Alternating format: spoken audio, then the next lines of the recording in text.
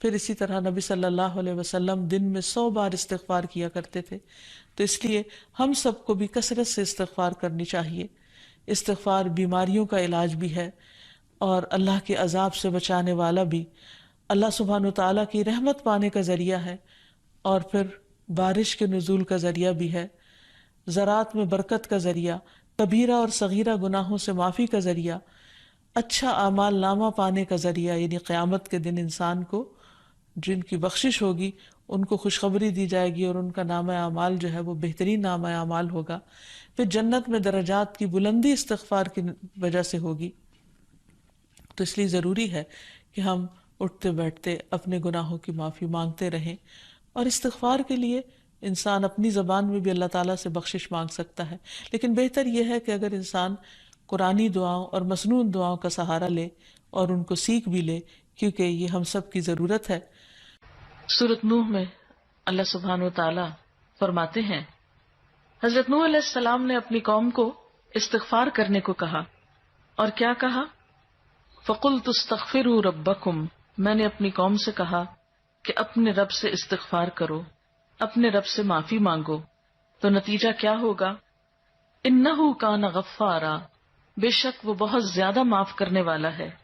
يُرْسِلِ السَّمَاءَ عَلَيْكُمْ مِدْرَارًا، تم پر آسمان سے خوب بارشیں برسائے گا، آسمان کو تم پر برسنے والا بنا دے گا.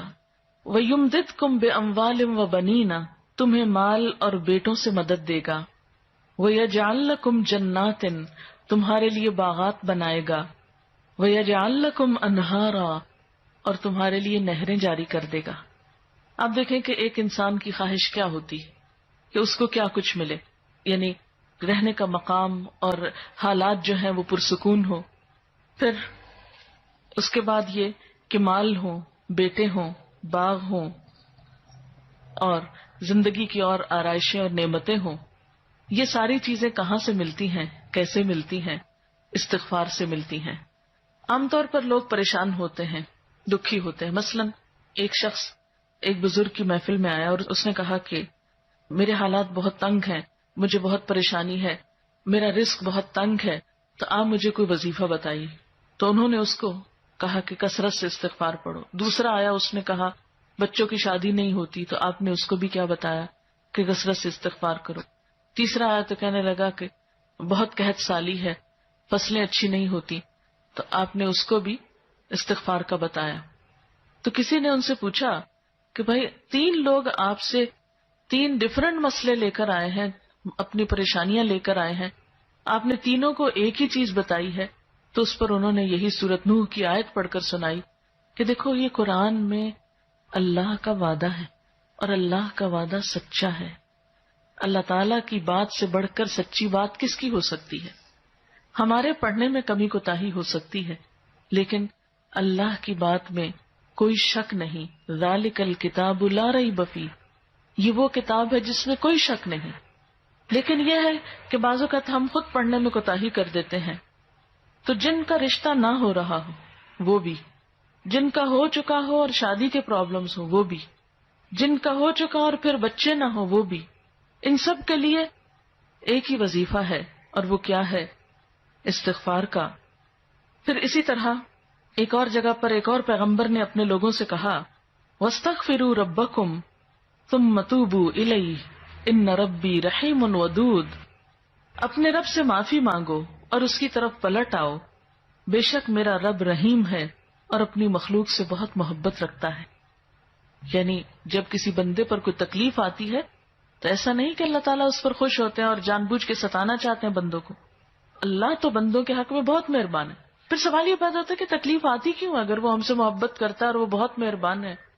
تو بات یہ ہے کہ کچھ چیزیں ہم اچھے حالات میں سیکھتے ہیں اور کچھ چیزیں ہم ہارڈ شپ سے سیکھتے ہیں. کچھ نعمتوں کی قدر ہم اچھے طریقے سے ویسے ہی کر لیتے ہیں، اور کچھ چیزوں کی قدر ہمیں اس وقت آتی ہے جب کوئی مشکل پیش آتی ہے. آپ دیکھیے کہ اس کی مثال یوں ہی ہے کہ جیسے کچھ کھانے آپ کچے ہی کھا لیتے ہیں، جیسے فروٹس وغیرہ ہیں، آپ کو پکانے کی ضرورت نہیں ہوتی، لیکن کچھ کھانے آپ کو پکا کر کھانے ہوتے ہیں. اسی طرح زندگی میں کچھ حالات ایسے ہوتے ہیں کہ جن میں آپ آرام سے سیکھ جاتے ہیں.